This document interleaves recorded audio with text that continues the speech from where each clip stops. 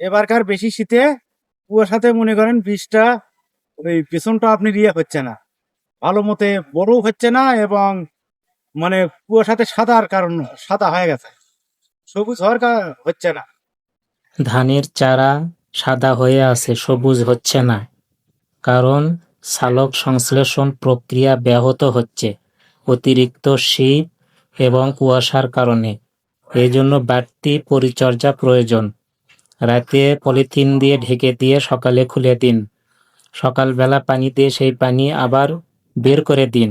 প্রতি শতকে 200 গ্রাম ইউরিয়া এবং 20 গ্রাম জিঙ্ক সালফেট পানিতে গুলিয়ে স্প্রে করুন। যদি ছত্রাকের আক্রমণ হয় তাহলে অনুমোদিত যে কোনো একটি ছত্রাকনাশক স্প্রে করুন।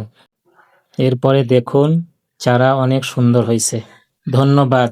ভিডিওটি ভালো লাগলে লাইক, কমেন্ট এবং শেয়ার করে পাশেই থাকুন।